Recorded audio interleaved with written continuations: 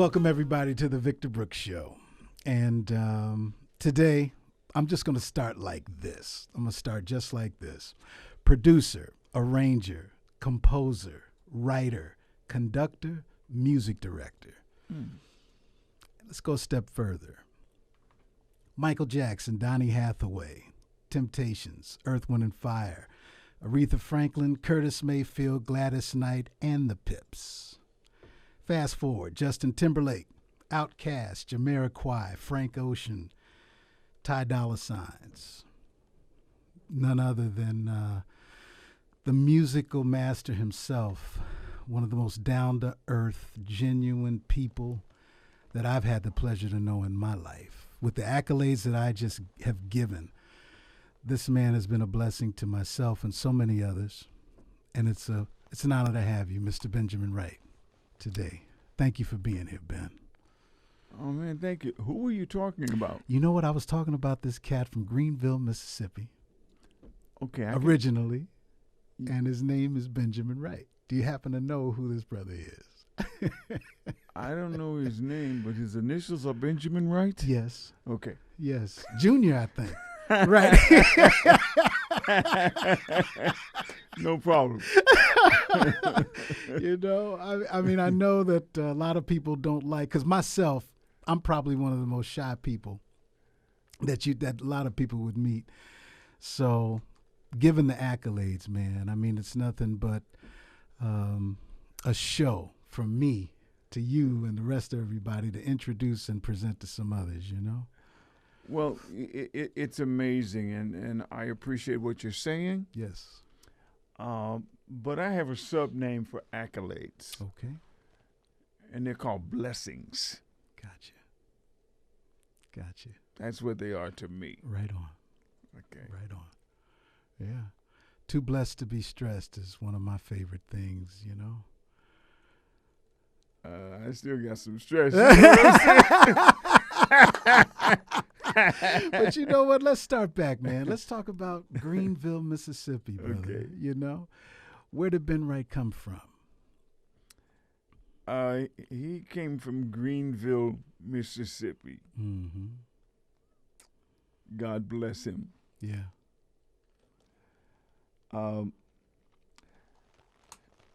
Vic, to go back to Greenville, Mississippi, Mm-hmm.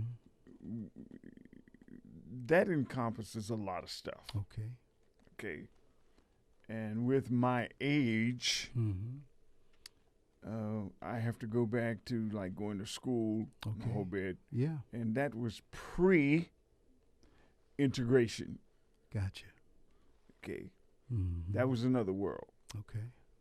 I can truly say, having survived Mm-hmm. to today, Mm-hmm. that was a whole nother world. Mm-hmm. One that I was not proud of. Okay. Okay.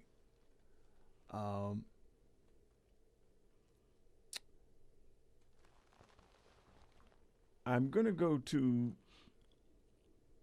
the accolades that you mentioned, Gotcha. which meant that it was a music career Right. that started in Greenville, Mississippi. Okay. Okay. I actually played drums in the high school band, Mm-hmm. and I played timpanis doing the concert band. Okay. I loved the timpanis. Yeah. Okay. Yeah. I thought that was the coolest instrument, and Right. you know, because you stand up, you know, everybody else is sitting down, you know. Plus, I'm looking cute, you don't hear me. Okay, but most of the music that the timpanis were involved in, Mm-hmm. I really got strung out on that. Okay. Orchestrations, Mm-hmm. okay. Mm-hmm. In the high school band, I'm going back to my music. There you go. In the high school band, first of all, we had a tremendously big band. In Mississippi, Mm-hmm. all the black kids had to go to one school. Okay. So we got like 450 members in the band. Wow. That's the band. Yeah, that's the band. Mm-hmm. You know, kick butt band. Yeah, yeah. The unfortunate thing was we only had one band director. Okay. He had no assistants, whatever. Mm-hmm. He had a job, Right. like 450 hoodlums. Right. You know. Right. But three of us was like Mr. Huddleston, the band director. We want to play what's on the radio at the football games. Okay. And he said, "Oh, you do, huh? Okay, let me think about that. Yeah. First of all, I got parades. Uh-huh. These are mandatory things. Assemblies. Different ceremonies. Festivals, competitions, whatever. What you say you want to do? Right. We want to play what's on the radio at the football games. So I tell you what, go write it. Okay. Write it. Okay. How you do that? Right. Right. Well, now, since we've grown a bit, the man didn't have any assistant, nothing. Him stuck with 450 kids to make a band. So if that's what you want to play, what's on the radio, go write it. Go write it. Right. We didn't know how to write. But three of us got together and we were able to figure out enough of the melody of whatever the song was on the radio that we wanted to play. And it was the worst sounding stuff in the world. Okay. Because everything, the trumpets, the saxophones, the bass horns, the baritone horns, the French, no, we didn't have French horns. We had mellophones then. Okay. Back in the day. All right. Okay.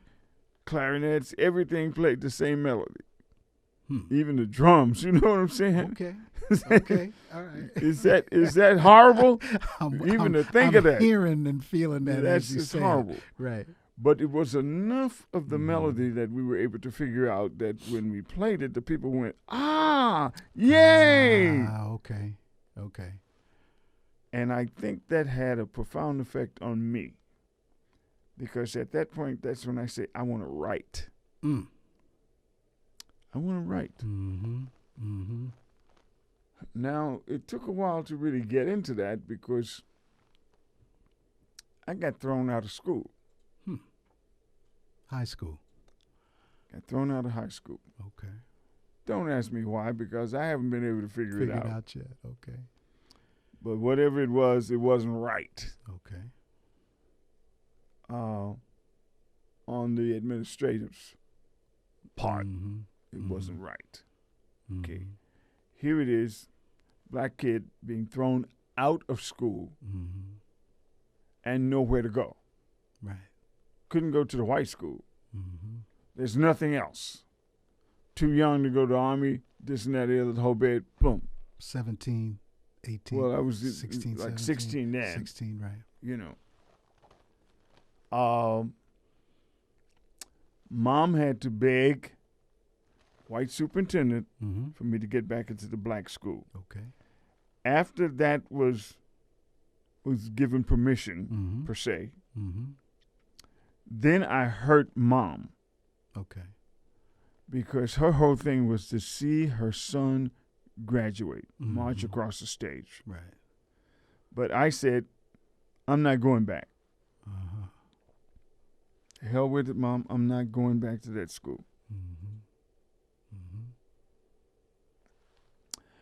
And then I made another statement. I'm leaving here, and I'm never coming back. Greenville, Mississippi. Right. Today, I can say that I kept my word. Right on. I've only been back for funerals. And God has blessed me to receive a lot of little awards and the whole bit. Oh, yeah. That. Oh, yeah. And speak at different situations. Mm-hmm. That's it. Right. Right. You know. So you left Greenville, Mississippi. Yes. And when did that interim of your first gig, what was this? I remember you told me an incredible story about that. I got a gig. Okay. Playing with a guy named Ted Taylor. Okay. Mr. Be Ever Wonderful. Be Ever Wonderful, that's right. At that particular time, we're talking about 65. Wow. Mm-hmm. Being on the road, young kid, I turned 17 out there. Okay. James Brown was coming. Mm-hmm. He was doing doo-wop at that time. Okay. There was no Papa's Got a Brand New Bag until August 65. Okay. Mm-hmm. I was having a ball. Right on. Otis Redding, Gladys Knight and the Pips. That's right. You know, I thought Gladys was the cutest thing on the earth. And we were about the same age. Yeah. And I could not get to her because she had the brothers and cousins. The Pips were just there. Yeah, right? Nobody could get close to Gladys. Okay.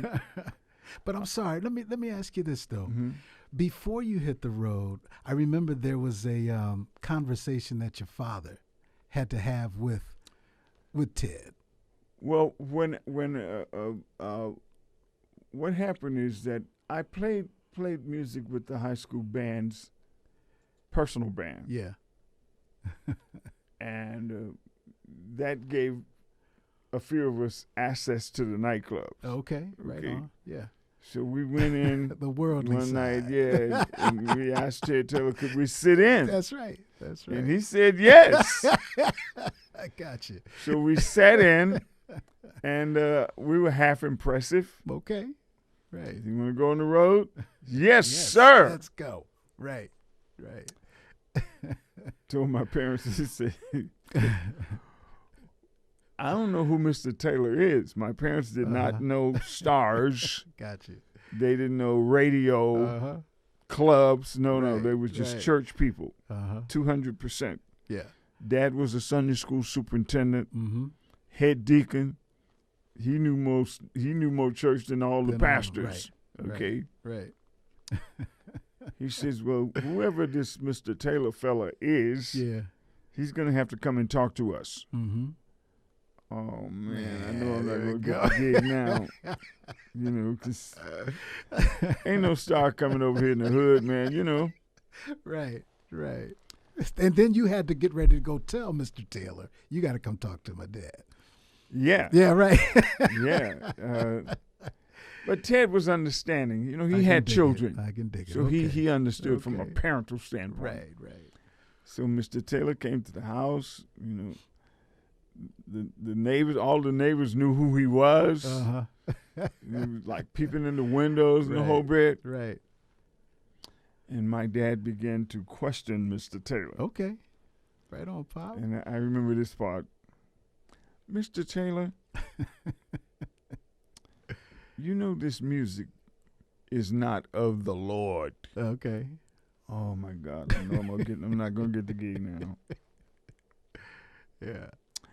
He said, but now, if I let him go out there, what is he going to do when he's not performing? And Mr. Taylor explained, you know, we have a road manager who would keep an eye on him. Right. And so. And he did. Well, that road manager wouldn't let me do anything. You know, the gig would be over, you know, and you want to talk to the girls and the whole bit. It's like, hey, Benjamin. Right, come here. Bring your butt over here. Oh, man. Right. I'm trying to say, I'm grown, man. I'm on the road now. Yeah. Bring your butt over here. Okay. Man. Yeah. That was worse than my dad. It feels like you remember that like it was yesterday. Oh, just yeah. Now. So it's like. Because here's the part that stands out. Okay. the band was mainly older guys. Okay. And they took charge of me. Wow. They didn't let me. Let me put it this way. Here I'm over 70 years old. Mm-hmm. I've never smoked. Mm-hmm. I never drank. Mm-hmm. I never been high, Mm-hmm. even to this day. Got you. Right. Right. That's what the old men did for me. Right. They didn't allow me to do anything. Got you. Got you. And I'm so blessed behind Come on that, now. man. That's right. That's I'm, right. I'm blessed. Yeah, man. You know. Yeah. Yeah. So I couldn't hang. The worst part is he didn't let me hang with no girls. Yeah, well, you know. You know what I'm saying? Right. It's like, hey, man. Hey, Benjamin, bring your little butt over here. Right. Oh, man. So with with hitting the road, Ted Taylor, Dad said it's cool. They would keep an eye on you, man. And so that's where your professional education started. That's where it It started. locked in with you. So from there, did you go directly to Chicago, or were you there local or just touring? No. I was touring with Ted Taylor. Okay. I had never been to a recording studio. Wow. It was time for Ted to record, and we had to go to Nashville. Right. And that was like, wow. Yeah. You know. Yeah. I dreamed of this. Right. Heard about this. Right. Never saw it. Got you. Okay. Got you. That was exciting. What was your acts on that gig? I was faking piano Faking piano. Okay. because I couldn't play with the Okay. crap, Okay. you know. Mm-hmm. Mind you, I was thrown out of school, I got you. okay? Mm-hmm. And I'm out here, I could play a gig, Mm-hmm. but I was no piano player, Okay. okay? And just before I left home, when stars would come to my hometown, Mm-hmm. I would be the guy to meet the bus. Okay. Yeah. Yeah. Yeah. Yeah. And I would always inquire, you need a drummer? See that? You need a bass player? Mm-hmm. A lot of blues cats came through. Mm-hmm. And I don't want to give the blues a bad name, but most of the cats were drunk, Okay. I got you. Mm-hmm. And so, Mm-hmm. yeah, I could do it. Right. I could do it, man. I could do it. Mm-hmm. Mm-hmm. And I remember getting on somebody's bus. I think it was Bobby Bland's. Bobby Blue Bland. And one of the horn players had a magazine called Downbeat, Right. Right. a bi-monthly magazine. Mm-hmm. I'd never seen anything like that. Mm-hmm. It's a jazz magazine. Yeah. Still today. Yeah. I asked the guy if I could check it out. He said, you can have it. Wow, man. Yeah. That was the Bible to me. There you go. Because in every Downbeat magazine, there's a workshop in it. Mm-hmm. Okay. And that workshop, in most cases, was written by a guy named Dr. William Fowler. Okay. Okay. Next time you come to my house, I'm gonna show you. Okay. I got at least 100 Right. downbeats. I just been holding Okay. through the years. Wow. Okay. But there was something else interesting in that Downbeat magazine. Mm-hmm. There was an ad for a new music school Okay. called Berkeley School of Music. They didn't have a campus then. Mm-hmm. Strictly correspondence. Okay. I took that. Right on. That's where my music came from. Look at Because, that. mind you, I was thrown out of school. Yeah. There's Yeah. nowhere to study. Yeah. Yeah. Berkeley School of Music. Living in Correspondence. Greenville, doing the tours, but now correspondent education with Berkeley School of Music. Yes. Heavy. Yes. Heavy. You do your homework and you send it in. Mm-hmm. 2 weeks later, it come back to you. Right. Okay. Right. So I never heard anything. Okay. There was no MIDI and all this stuff Check then. that out. You know. Yeah. So hey, man. So how long did this period of your life and everything that led up to, like, I remember you were mentioning like Bobby Bland and other blues musicians through that time, through that era.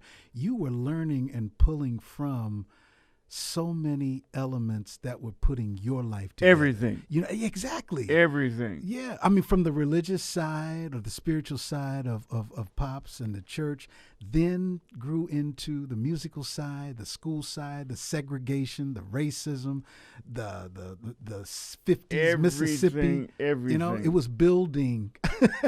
I didn't look at it like that. Got you. I just wanted to study music. Yeah. Okay. Mm-hmm. But then the draft came. Okay. Mm-hmm. Even though I was an only son, mm-hmm. and according to the military, I was not to be drafted. Okay. But see, let me put it everything on Front Street. Uh-huh. That didn't apply to black kids. That applied to white kids. Okay. Because I'm an only son. Right. And I'm in the war. Exactly. Well, wait a minute. Right. War, you got a rule that said, Mm-hmm. hello. Yeah. Okay. Probably questions still unanswered to this day. Gotcha. Right. Okay. I got to tell you this now. Mm-hmm. I got to tell you this. I'm like a worn-out refrigerator. No. I can't keep nothing. Come on now. Here's the dark side. Mm-hmm. The first hotel I went to on the road Mm-hmm. with Ted Taylor was the wonderful 5-star, even today, the Peabody Hotel in Memphis, downtown, where you used to be. That's my hometown. That's okay, right. Mm-hmm. where they marched the ducks through. That's right. In the lobby and the whole bit. Yeah. Okay. Mm-hmm. First hotel I ever saw. Mm-hmm. Wasn't no hotels in Greenville. Okay. Yeah. Well, I didn't see them. Right. Where we stayed, you couldn't go over here, over there, whatever. Mm-hmm. First hotel. Go in the hotel, and this is what I hear. Niggas can't stay here. Mm-hmm. Mm-hmm. Mm-hmm. Right. 17 years old. Uh-huh. Yeah. Yeah. Mm-hmm. Even today, I can't get that out of my mind. I got you. Mm-hmm. But that was not an exclusive, because a few days later, we ended up in Montgomery, Alabama. Mm.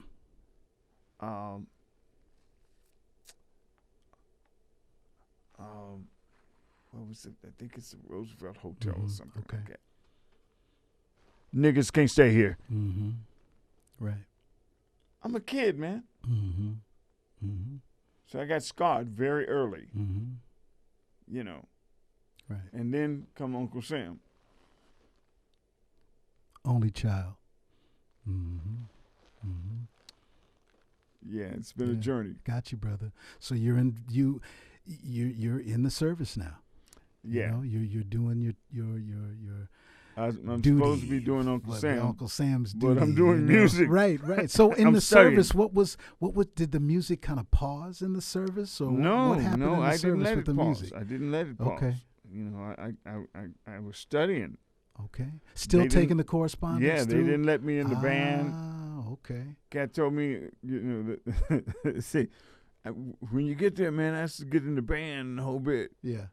Cat said, man, we got Bob Hope for that.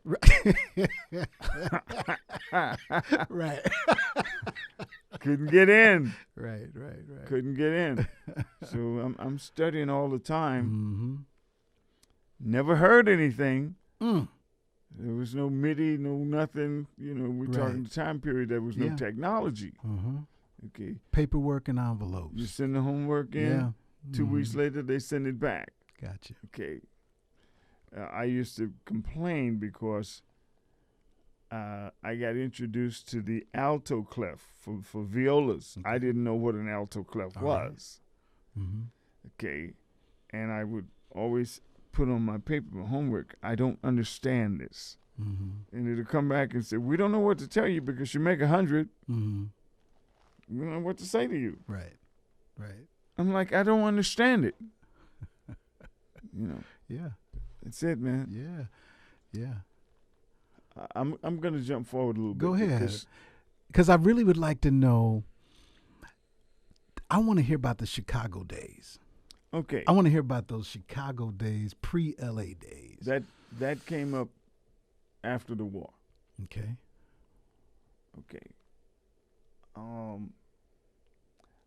I ended up in Montgomery, Alabama,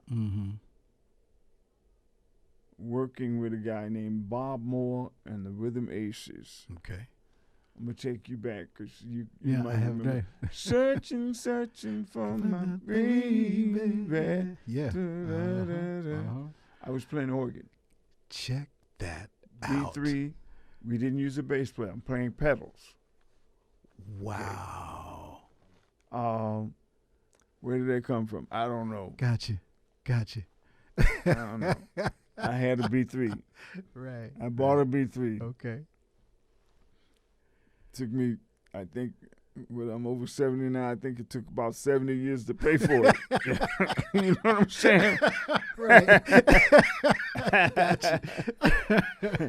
And my wife sold it while I wasn't at home. Okay. You know, so, Okay. man, come on. So you playing that, right?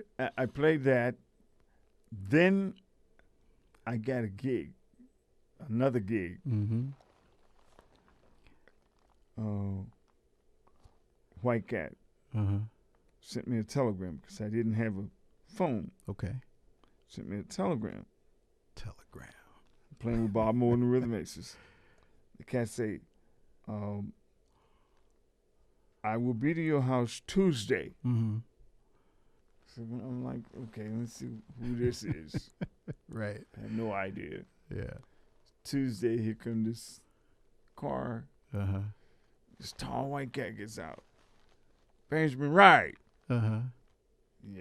Yeah. I'm very cautious. Right.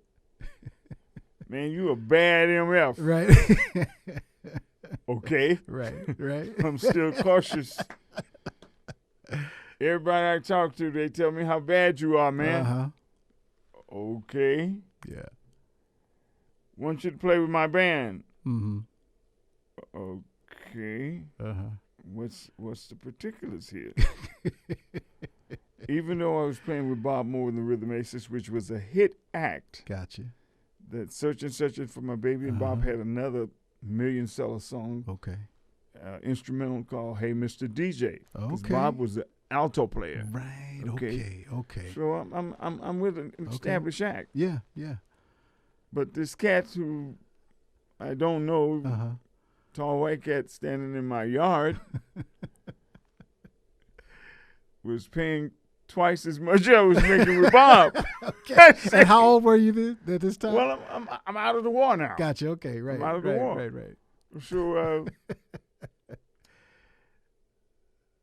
I say, okay, we got to go to Bob's house because my organ is on the bus. Yeah.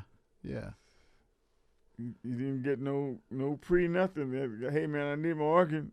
There it is. Yeah. I left town with the guy that day. Right. That's making double monies, man. There you go. Okay. Back on the road.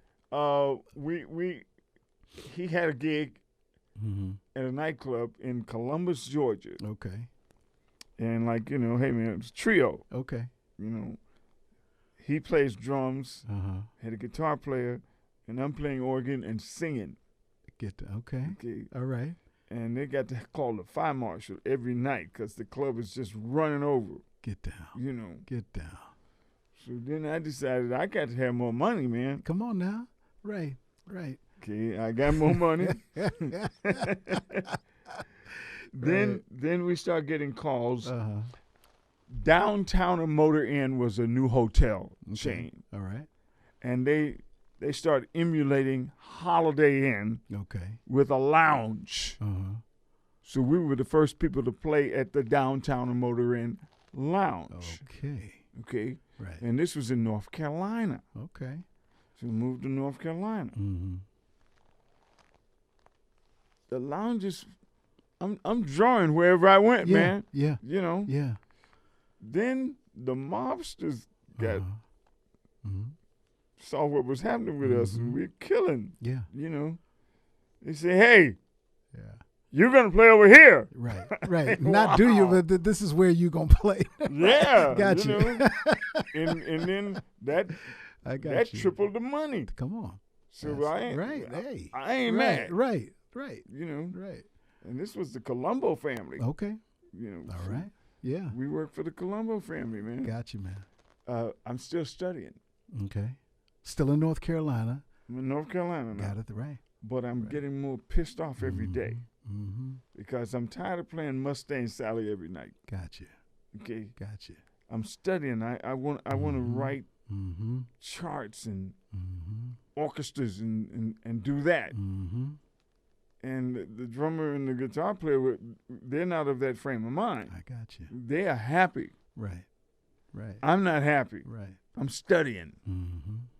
So I let them know I'm leaving. Mm-hmm. I'm going to Chicago. Mm-hmm. One of my boys from high school said, "Hey, man, you need to come here, man. We're recording. We're doing sessions and whatever." It's like, what? Right. That's what I want to do. That's what I want to do. Yeah. Yeah. So I left money Okay. to go to Chicago and starve to See, death. yeah, I got you. Right. You know. A lot of people don't know that I left money. That's a heavy thing in the musician's world. Yeah. You know, that's literally you following what your heart's telling you. You I guys left money. Yeah. Much respect.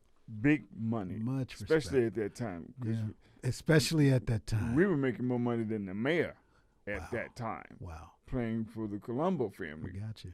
Mm-hmm. And we still had our downtown gig. Mm-hmm. We played till midnight. Mm-hmm. We pack up the B3 and everything, and we go across town Yeah. and hit it like from 1 to daylight. Got you. We're Yeah. making money. Yeah. Yeah. But then you hit Chicago, and it's what? Like starting over. I'm starving. Got you. Wow. The funny thing about the cats I went to Chicago with, number one, my homeboy, and all the cats were super musicians. Right. Super musicians. Mm-hmm. You know, we were the band. We were the session band. Mm-hmm. And we used to do all of Donny Hathaway's tracks. Okay. Okay. I didn't play on Donny's because Donny's a keyboardist. Yeah. Yeah. You know, and I Right. couldn't. Mm-hmm. I ain't in no Donny Hathaway league. Right. I got you. You know. Mm-hmm. So Donny was an arranger. Mm. People didn't know that. Mm-mm. When the record companies found out he could sing, that's when everything changed. Okay. But prior to that, Donny was a big-time arranger, perfect Wow. pitch arranger, Perfect. wrote legit, Uh-huh. okay? Uh-huh. And I became one of his copyists. He had 2 copyists. Okay. Break down, educate what a copyist is. Okay, or does. copyist is when if you are the arranger, Right.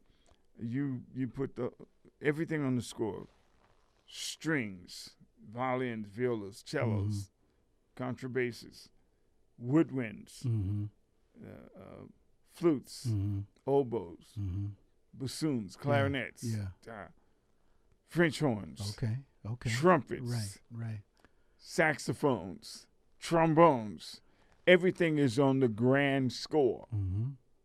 The copyists have to take all of those parts off and create individual parts. Check that out. I can't give you. No, I got you. You play trumpet. I can't give you a violin part uh-huh. or something with violin on it. Uh-huh. I have to make the trumpet part to you. Okay. But now the trick is a lot of arrangers wrote in concert. Mm-hmm. So regardless of what the key was of the song, they wrote it in concert. Okay. So the copyists have to transpose everything to make it right. So I can do heavy it, duty though. job. Wow. Heavy duty. Right. I did that for Donny Hathaway Right. and for the Earth, Wind & Fire guy, Charles Stephanie. Charles Stephanie. Yeah. Yeah. Richard Evans All this is Chicago. in Chicago. Gotcha. And, you know, you ain't making no money, man. You know, as a copyist, I'm sorry. Gotcha. But I had to survive. Right. Right. Then our group, here's the sad part. The group was drugged out. Okay. Wasn't nobody sane but me. Mm-hmm. You know what I'm saying? Right, I got you. Everybody was getting high and whatever. You know, Uh-huh. hey, man, it was a sad situation, got but they you. could play. Mm-hmm. Okay. So we decided to go to Europe. And we get ourselves together. You know, Okay. we're going to be an act Yeah. ourselves. Yeah. That didn't work. Okay. We fell out with each other. All right. Okay. Come back to Chicago. This is 60s? 70 now. 70s? Okay. 1970. Okay. Come back to Chicago. I don't know what I'm going to do because everybody else is from Chicago. I'm not from Chicago. Right. Okay. But God had a plan for me. Gotcha. My arranging started to grow. And I would do what the cats told us not to do. Hey, man, when we get back to Chicago, don't call me. Right. Don't call me either, man. Right, right. I called everybody. Be on the sessions. Gotcha. Boom. Everybody. Uh-huh. And I worked all the time. You know, it was happening. I got you, man. Okay.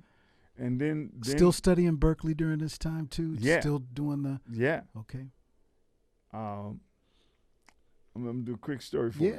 Yeah. I started getting calls on the West Coast. Okay. But my first string date was in Chicago. Now, if you can imagine this. Okay. I've been studying the Berkeley School of Music Right. correspondence. Right. I never heard anything. I never had a teacher to explain something. And I get a date to do strings. Wow.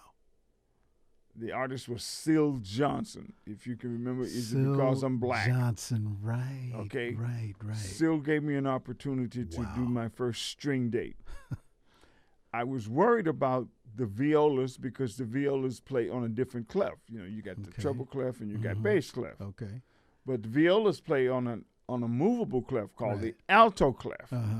Okay. And that's what I always had questions about. That's what I was sending notes to Berkeley, and they would send back talking about, you're making 100. We don't know what to tell you. Right. Right. I didn't understand it. But I got a string date now. Yeah. I'm so worried about, will these viola parts be right? Well, I found out I had another problem. What's that? I had never seen these instruments. Okay. Okay. Oh, you don't hear me? I hear you, man. Okay. My family Wow. didn't have a TV. Okay. I've never seen a real violin, Yeah. real viola, real cello That you're arranging that for. I'm writing for. Right. Right. Never seen them. I'm so worried about, did I write it correct for the violas? Right. Cats come in. We run it down. It's correct. Then, ungreat for me, Right. I had attitude. I could do this. There you go. Yeah, I could do this. Wait a You minute. know, that gave another kind of thing too. God laid it out for you to do it, Benjamin. Right. But you forgot about God. Okay. I can do this now. Yeah. I got it. Right. It's wrong. Okay. It's wrong. You know. So, hey, man, I began to grow. I really began to grow. I ended up doing all of the local stuff in Chicago because you had Charles Stephanie there. There you go. Big. Come on, Charles Stephanie. Tom. Yeah. Big. Richard Evans. Big. And this is now has become your crew, your community. You're working. Yeah. Well, I'm working in the same town with these giants. Right. And good for me, all the local cats couldn't afford these giants. But young Benjamin is coming. Gotcha. Boom, I got everybody's work, man. Right. I'm busy. Right. I'm growing. Gotcha. I'm growing. Then the word comes to the West Coast. Yeah. I started having to come to the West Coast to do sessions. What brought you here? Remember that first? I don't remember. Gotcha. But the word started dropping, and it was like, yeah, hey. but I was coming out here doing sessions. I said I could never live in L.A., man. It's too slow. Gotcha. Mind you, I've been living in Chicago. I've been living on the East Coast. I'm living in London, Far East, and the whole bit. Come on, man. Yeah. It's too slow. Right. LA is too slow. Cats Right. don't get up to 2 o'clock. Come on. I'm not about that. In Right. Chicago, the bank open at You 7. got to be up. Yeah, I got you. Right. we dealing, man. So this is like mid 70s. About 73. 73. Okay. Okay.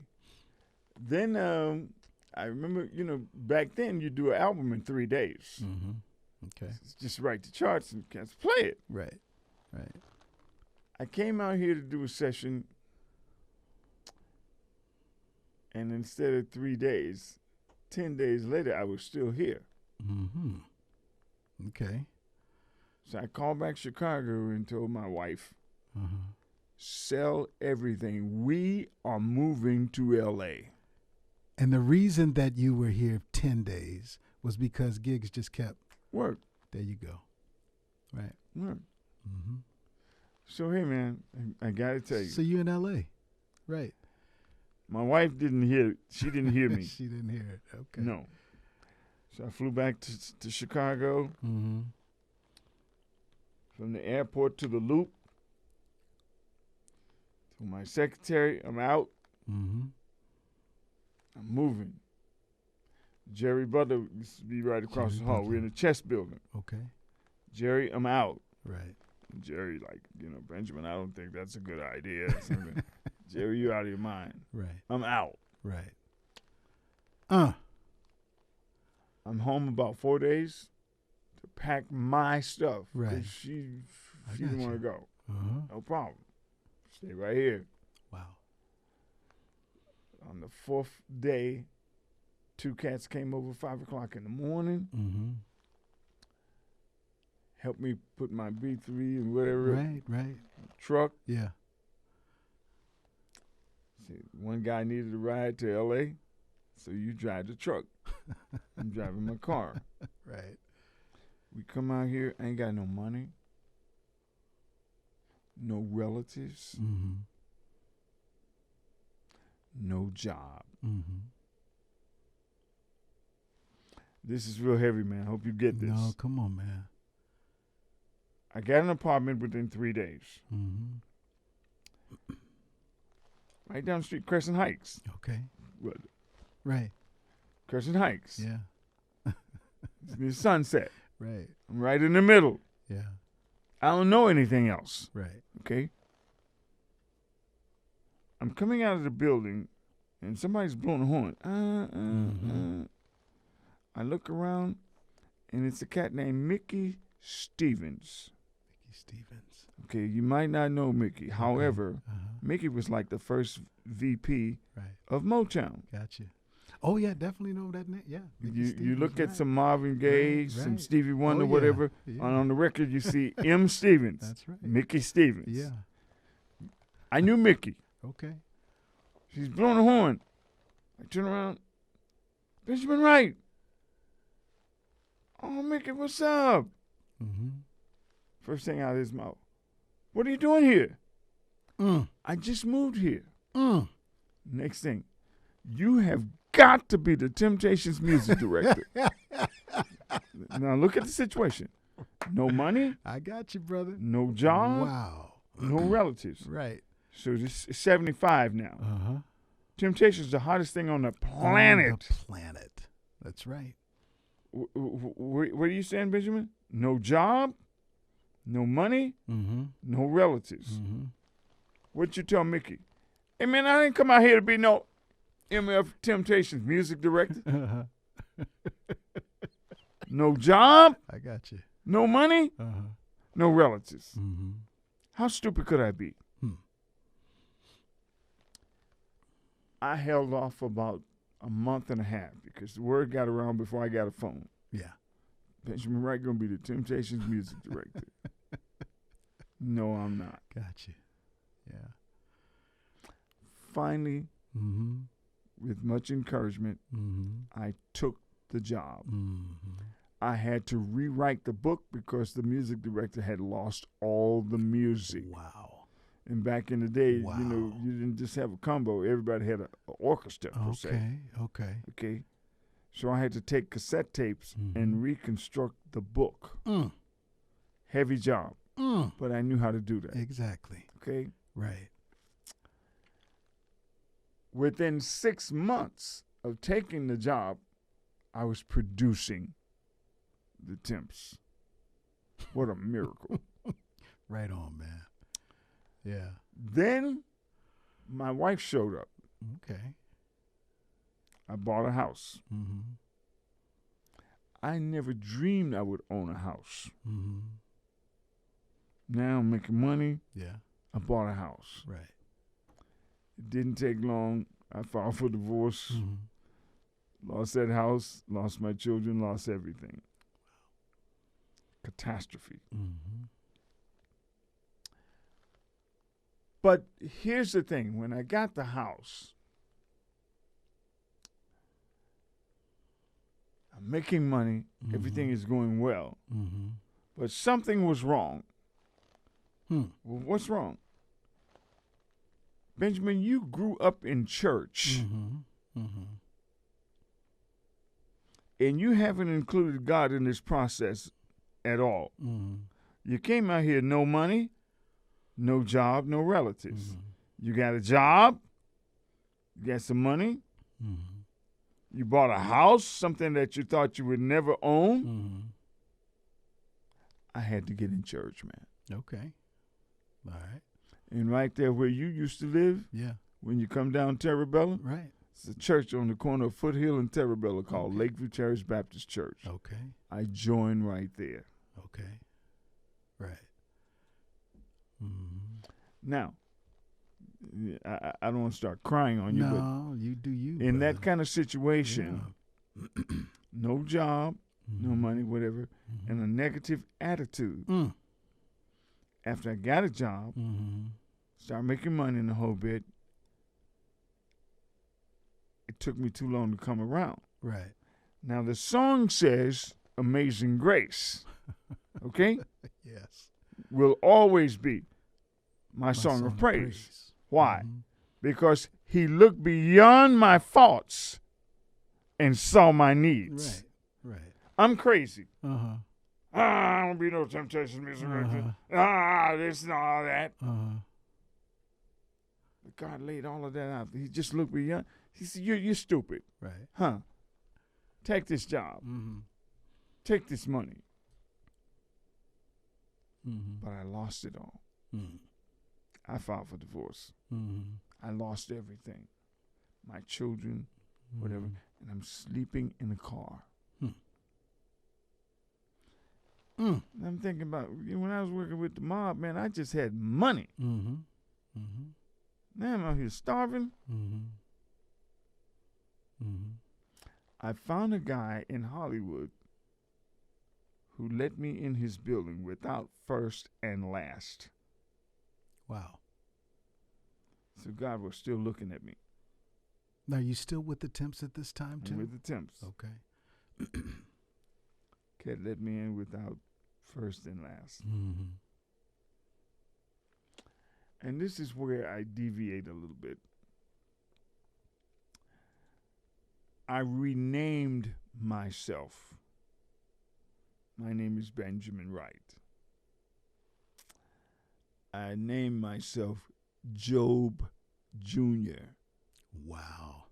Some people can identify with the Bible and the book of Job. Oh, yeah. And how Job lost everything in the whole bit. But Job lost his children. His children died. I didn't lose my children. But the court took them. And took everything. All my masters, everything. My house, sleeping in the car. But the cat let me in. Show you how God can flip the script. When it came down to I had nothing at all, he changed. He flipped it. Because everything I touched after I'd lost everything I touched, Vic, you got to hear me. I'm hearing, brother. Everything I touched turned to platinum. Exactly. The don't stop till you get enough. Come on, Boom. man. Come Platinum. on. Right. Right. The Boogie Wonderland. That's right. Platinum. Every That's record right. I touched turned to platinum. There you go. And classics to this day. That's the God I serve. That's what we're feeling. That's what we're feeling. So now, Right. from 79 till now, he's still blessing me. There you go, man. There you go. That's right. I'm still on the charts there with young you people. Go. Come on now. And I'm older than dirt. Right. Okay. I You got know? you. I got you. Don't stop till you get enough off the My wall. wonderful man here, he thought I was Nolan. like 20 years old. At least. I'm over 70. Yeah. I'm blessed. Yeah. I'm still on the charts. Come on, man. That's the God I serve. I mean, you know what? Let's talk about the what you just broke down, and I have to say this a lot. And I know Nolan, this is what he does. We're in this as far as podcasts. One thing that I make sure I do on this show is that the last thing I want to do is over talk. And you mentioned you don't want to get emotional, but it's emotional to me, man, because when I hear your story, it takes me to a place of me growing up, PK, Memphis, the whole 9 yards, and then relating to a lot of the faith issues that you were experiencing before I was even thought of. In the same realm of work, of artistry that I didn't even know that I was going to end up in. Yeah. But the same God you serve is the one I'm glad I serve. Hello. That he was putting my picture together. Yeah. And in the same soundtrack of young Vic Brooks's life, I was hearing my brother that I'm sitting with today. Yeah. Yeah. And brother, when you hear the orchestration, and I'm going to just go here for a minute. When you hear the orchestration in Boogie Wonderland, when you hear your arrangement in Off the Wall, when you hear your work, Benjamin, brother, now I know why. And millions of others are going to know why we feel like we feel. Because it's there. You couldn't help but write what you wrote and how you wrote it and where it had to go in that tune and where that chart. God bless the artists themselves. Cool, I dig it. But even them, they couldn't feel and sing and deliver and have it go where it went without your life giving you what it gave you. So when I listen to the story and I look at it and I hear this, man, it's a blessing to me.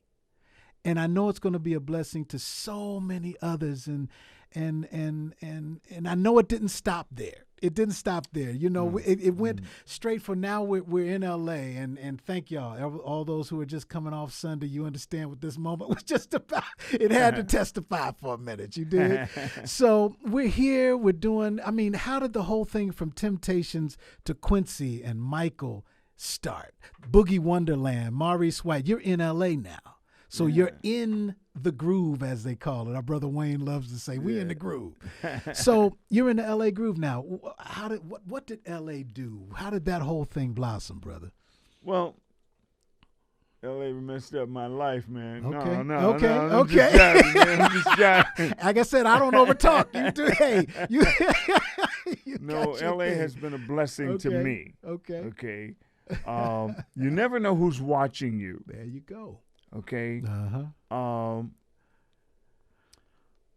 We have to include Mr. Quincy Jones, who became a major part of my life. Right on. Okay. Right on. The day that I got a call from Quincy, certainly I didn't know Quincy. You know, you could only see him on TV. I knew a lot of his jazz stuff from back in the day. Right. Okay. But one day I got a call, and the guy said, Quincy Jones. I'm like, Quincy who?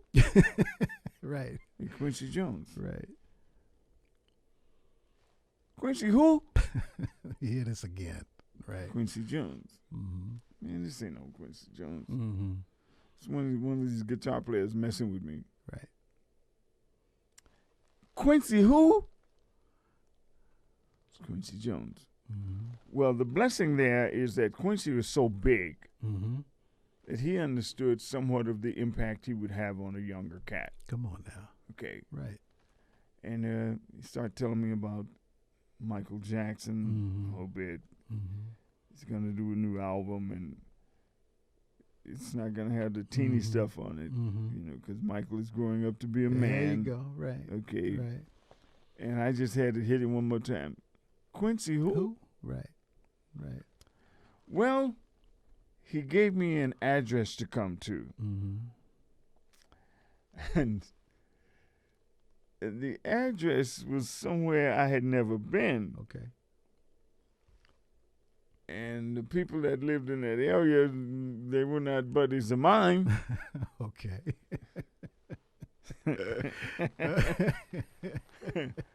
Looks like you mentally went somewhere, right? Yeah, man. So you know what?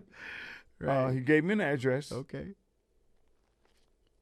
Bel Air. Okay. Bel Air? Mm-hmm. Okay.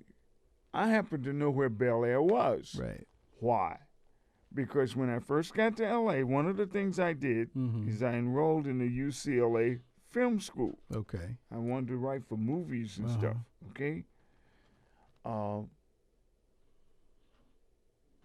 If you go west on Sunset, right? you get to UCLA, you have to make a left. Mm-hmm. But if you make a right, it says, welcome to Bel Air. That's right. So I knew where that was. Right, right. Okay? I go there, I find the address, and this beautiful lady comes to the door. I'm looking at her, I'm scared. She's so nice. Right. And I recognize her. That's Peggy Lipton. Gotcha. Mod Squad. What? Right. Yeah, Mod Squad. That's right. It's like I know her. Right. I see her every week. Exactly. You know what I'm saying? Yeah. She's so nice. Yeah. Q had told her Benjamin is coming. Okay, come on in, Benjamin. Da da da da da. I'm scared, man. Yeah. She take me back to Q. Now, mind you, I've only seen Q on TV or whatever. I've never seen him in person. And here I am in the cat's house. Yeah. Yeah. Wow. Right.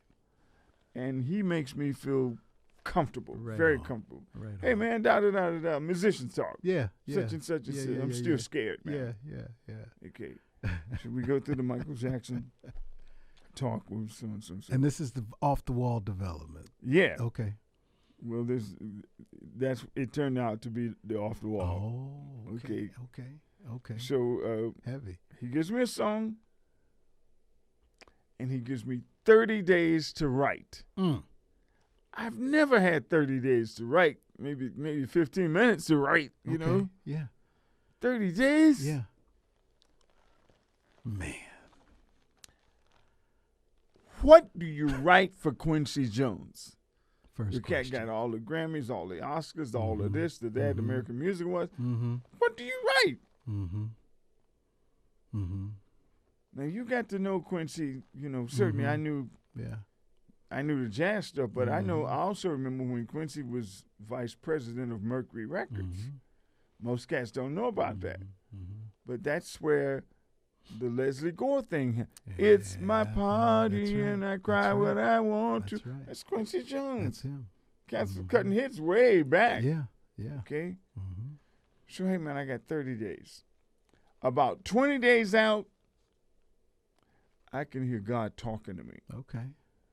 Yo, Benjamin. I don't know if he said yo. Right, but something like that. Yeah, he got my attention. That's the deal. Yeah. Benjamin, you got a session in a few days. You need to put some notes on that paper. Well, I always pray. God, give me the notes. Okay, got it together. And here comes session day. I'm scared to death. I ain't never been scared of nothing. Right. You know, the boogeyman, the whatever. Come on with it. Right. You know, I'm a hoodlum. I can take on anybody. Gotcha. You know, we can roll in the streets. Right, We can get some weapons. Come on. Mm-hmm. I was scared to death, man. Mm-hmm. I get in the studio and somebody says, "Hey, Ben." Look around. Bruce Swedien, engineer. Engineer plus, right. I grew up under Bruce in Chicago. Gotcha. So, hey, Bruce. Wow. How you doing, man? Okay, I'm comfortable now. Gotcha. A little bit. I got you. But then Bruce, his big mouth, "Hey, Q, Ben's here. Gonna be a piece of cake." What? Bruce, don't do me like that. I'm already scared, man. Right. Okay, musicians come in. Mm-hmm. Fantastic stuff. We start running down and take one. I'm watching Quincy through the glass, and it looks like he ain't happy. Okay. Because he's falling down on one knee and this and that and the other and the whole bit. I can't hear what he's saying. But I'm scared. I got you, brother. So we do the take, and I go in the control room, and I find out what he's saying. And Q is very expressive. Damn, this is a mother. Yeah. Oh. Wait a minute, these are positive things. Okay? Maybe he likes it. Yeah, right. He loved it. He loved it. Right on. Oh, my God. But I'm still scared. Now, the confirmation was this. That first tune was "Don't Stop Till You Get Enough." Classic. Right. Okay? Right. To this day. So my confirmation is he gave me another song. Okay.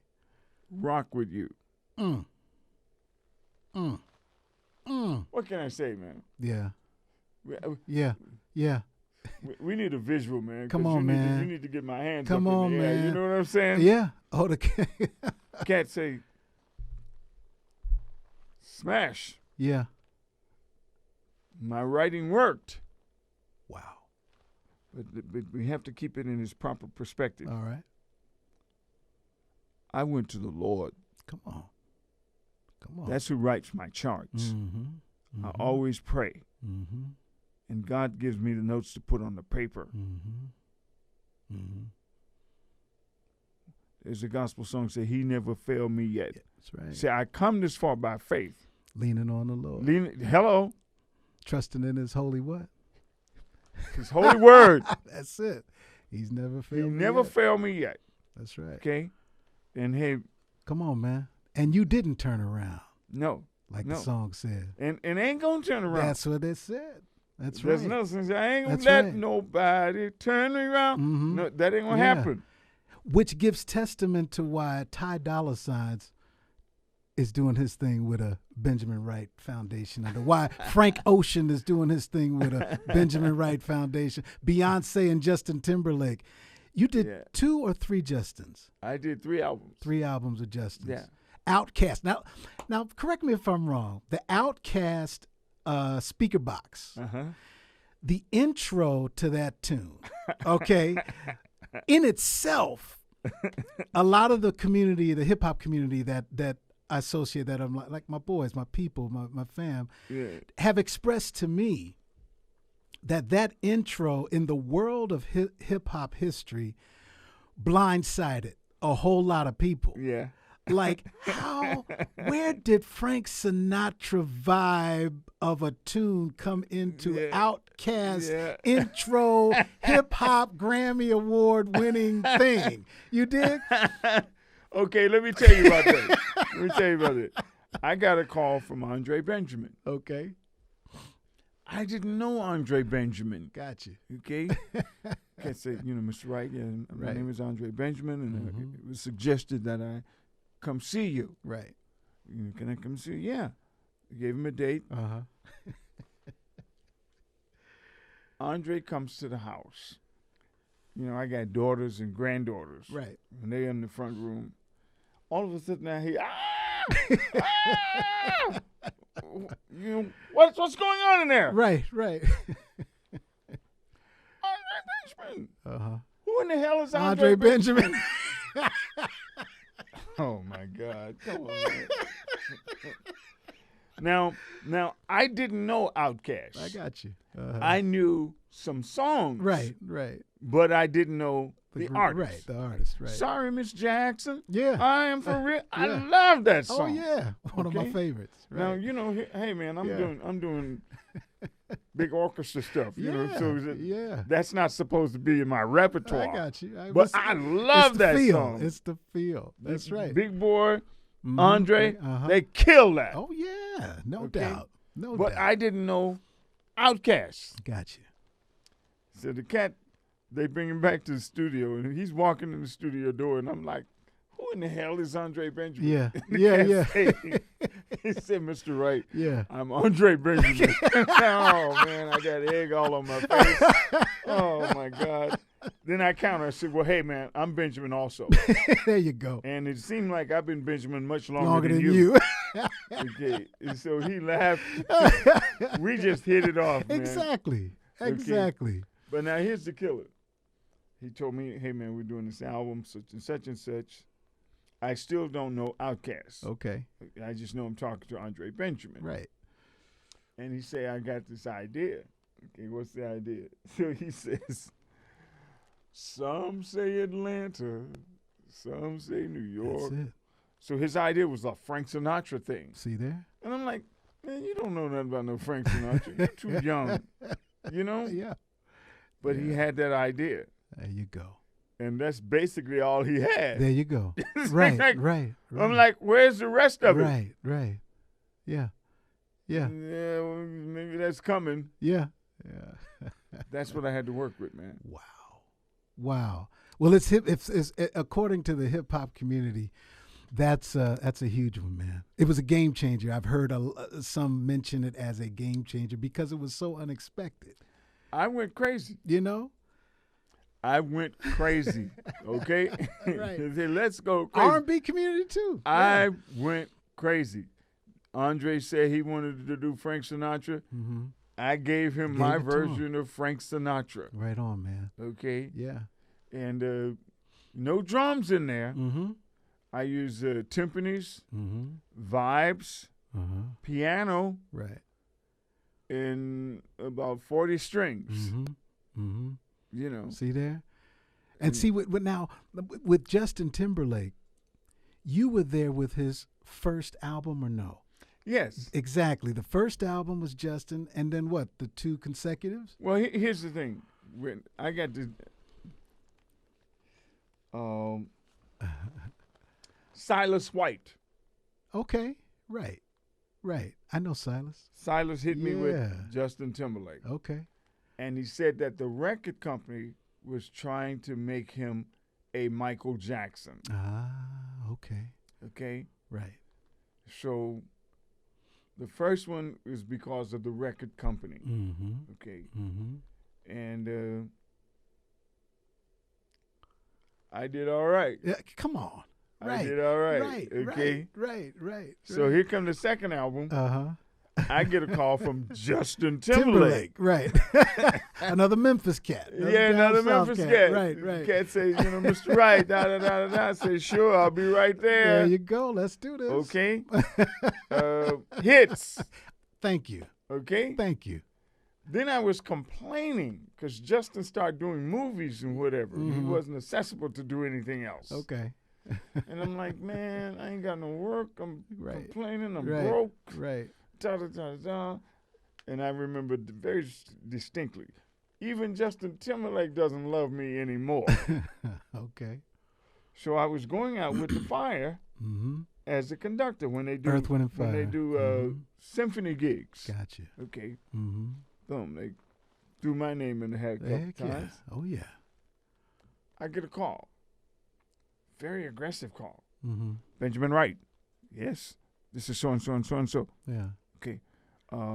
Justin and Timberlake need you in the studio this afternoon. this afternoon. Mm-hmm. I'm in Detroit, man. Yeah. Yeah. Well, when are you coming back, sir? Uh-huh.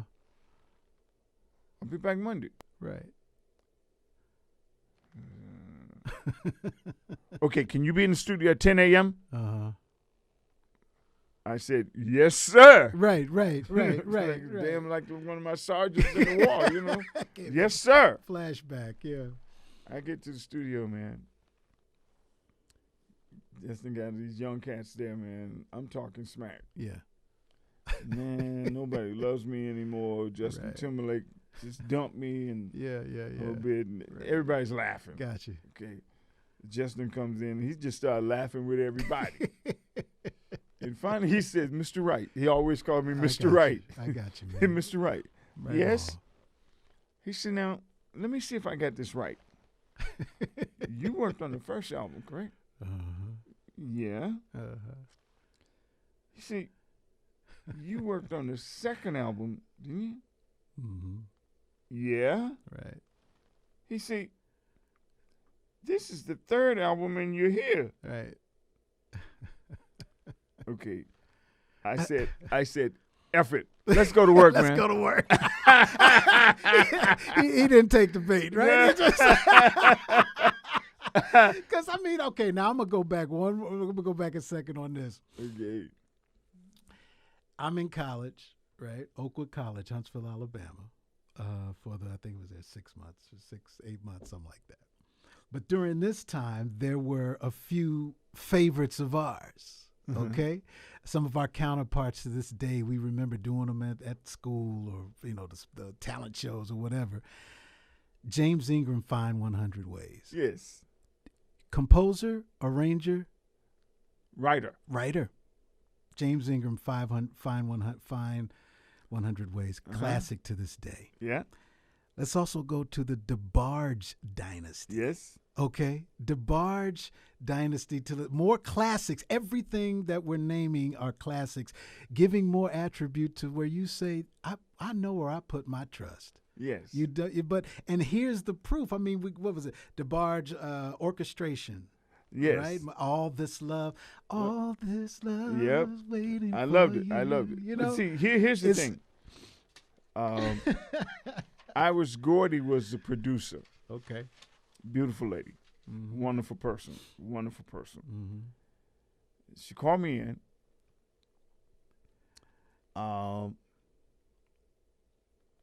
I knew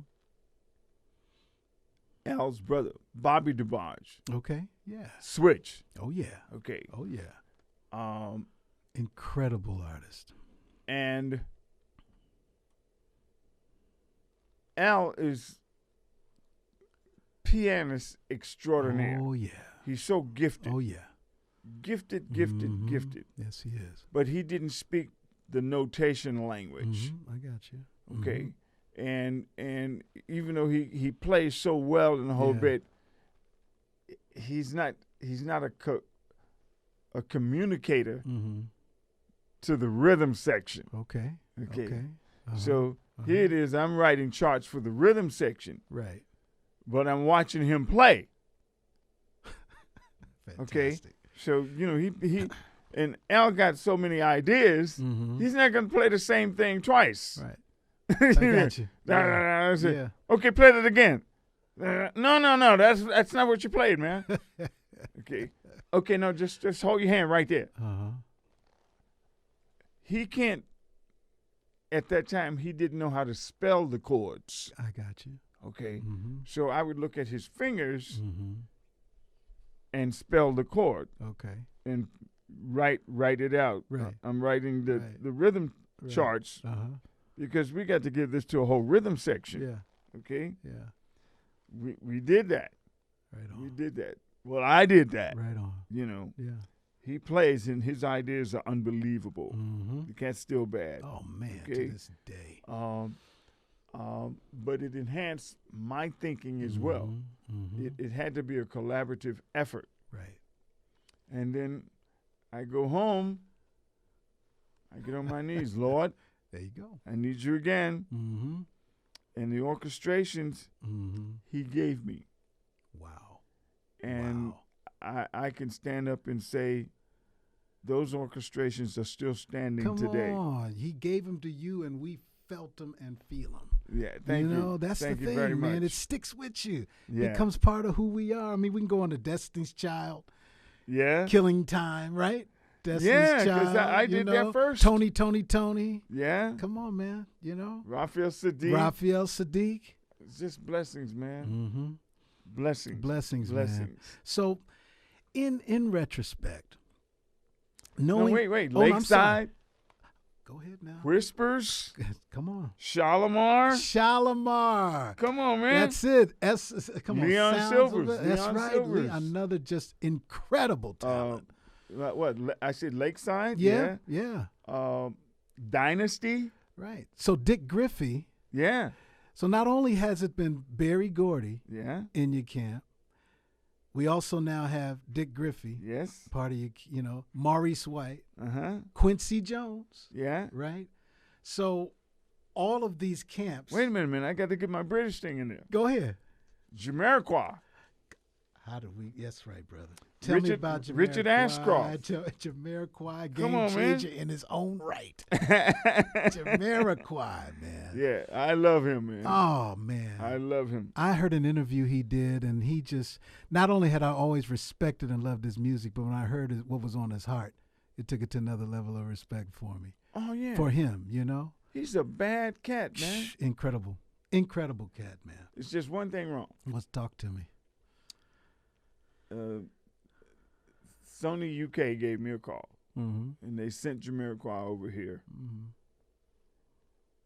And I had to tell Jamiroquai, hey, man, leave my daughter alone. Uh-oh.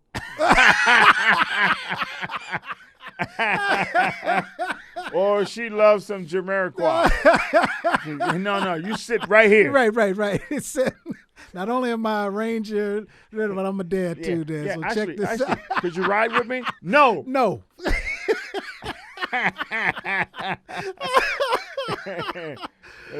Jamiroquai is a ladies' man, boy. Okay. He's got that whole British thing tied up. All the women. And the accent comes out, Yeah, the music yeah. comes out. Let me play your song. I got this Yeah. cute daughter, Okay.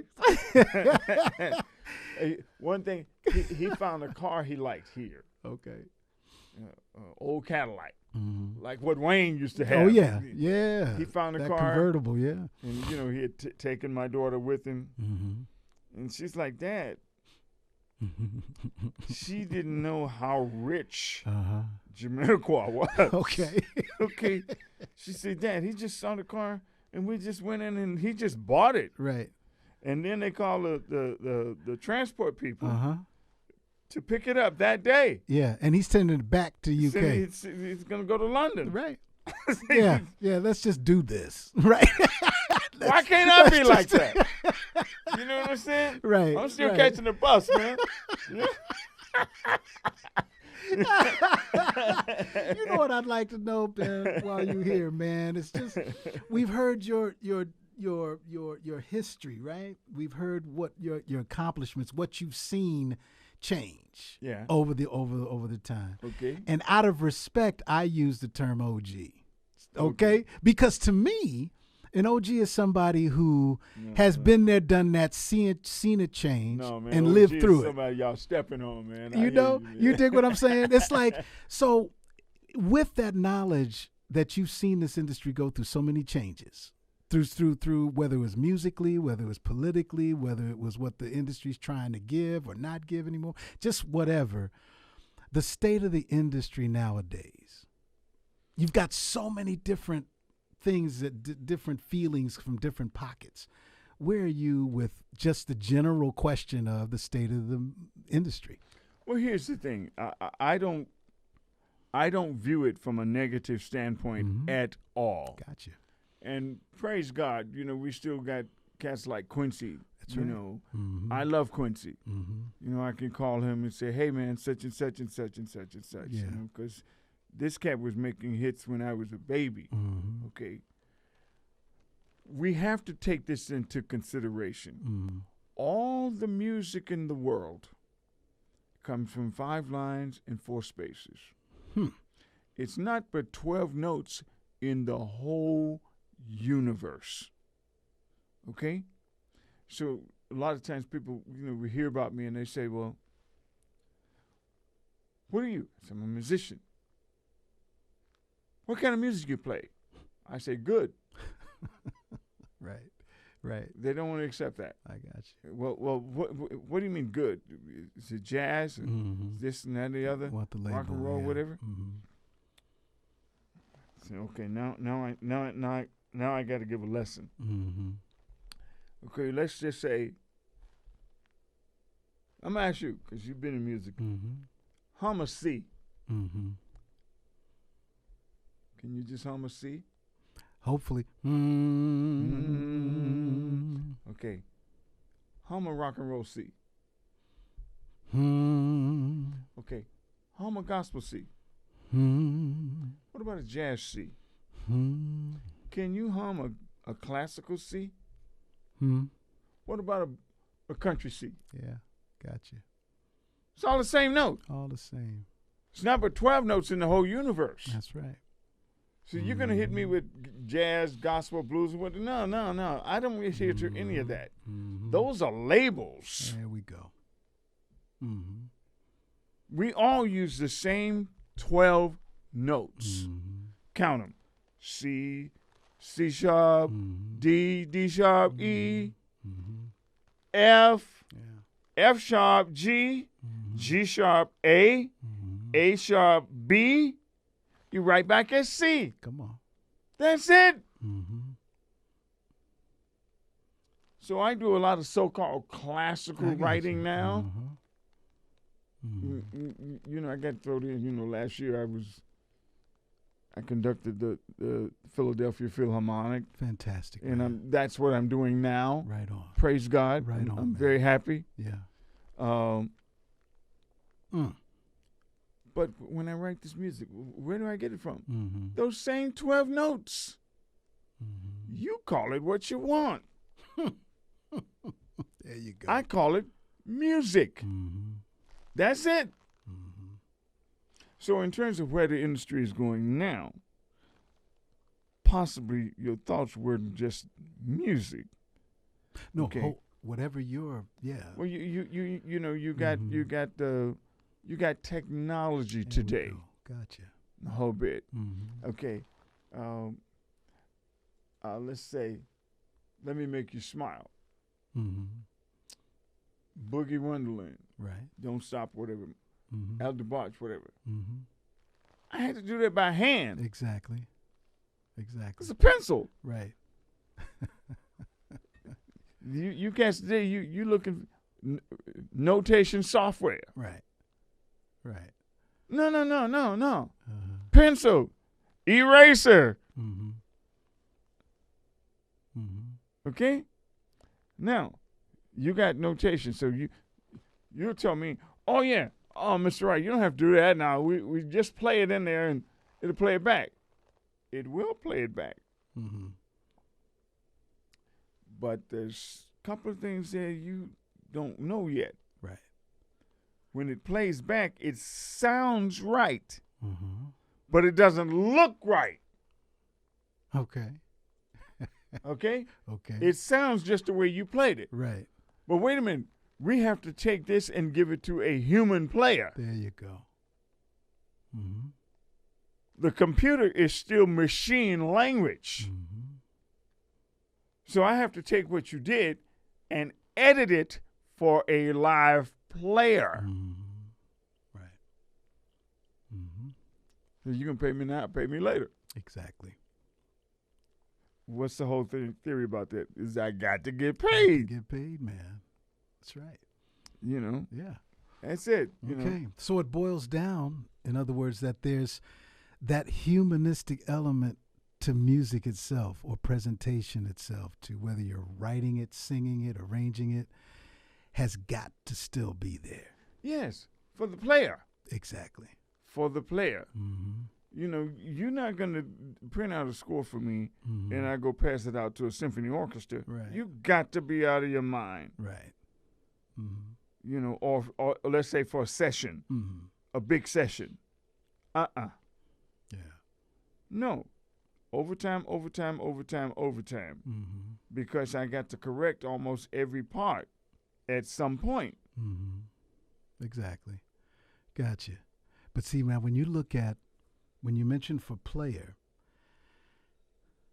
the world of auto-tune for vocalist, when you mention like people that you've worked, like Gladys Knight, I mean, to this day, Gladys Knight, in my opinion, is one of the best to ever pick up a microphone.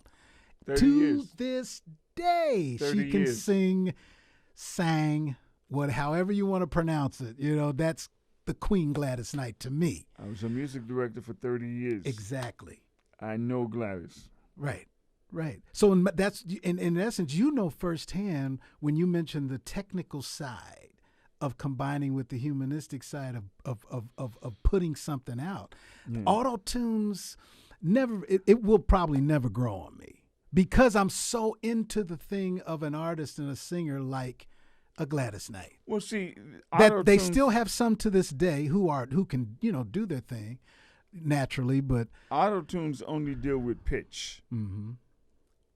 And you have to dial it in. Gotcha. Okay? And it will not have all of the inflections of that human whatever. There you go. You know, we're just talking pitch. Yeah. You know, and I'm not going to fight technology because it's good. You know, I got all the stuff. You know, in fact, I'm going to make a bold statement. I'm one of the few cats that when they were creating a lot of these keyboards and this and that and the other and the whole bit, they were talking to cats like me. Gotcha. The engineers, as they were putting these things together. Yeah. You know, we used to have a studio over in. Wow.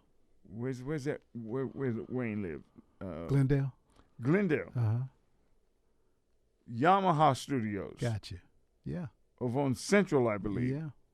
That was an information room. Okay.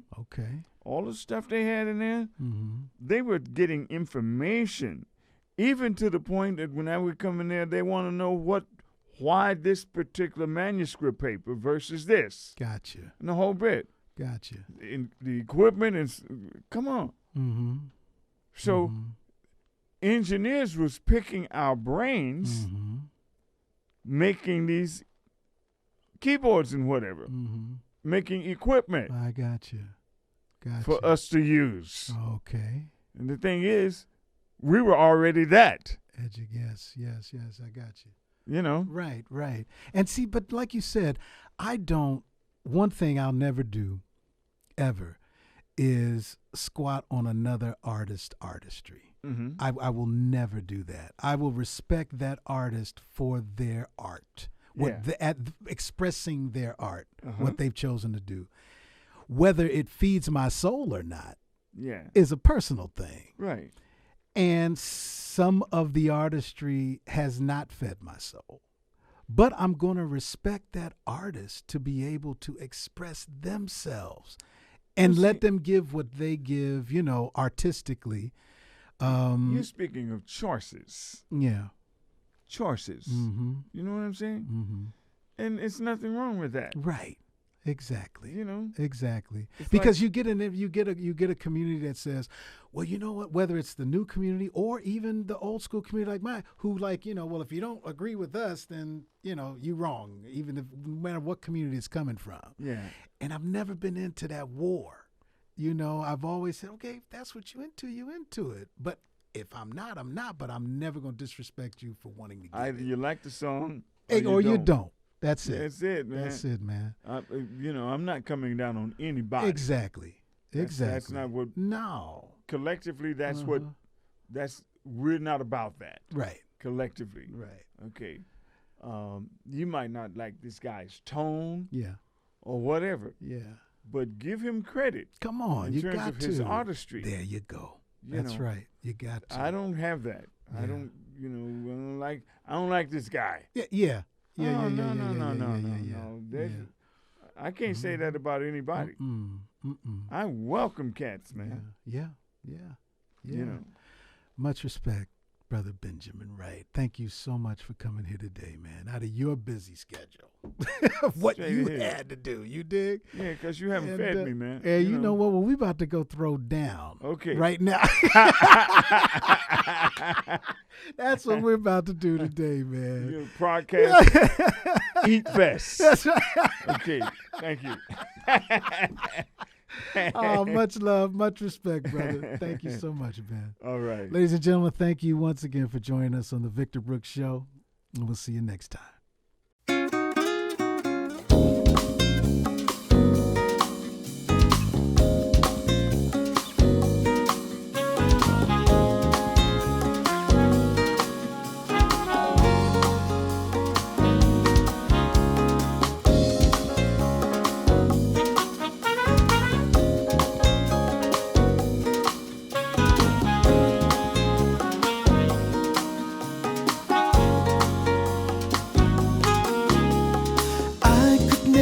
Stand another lonely day without your hand to lead me through this never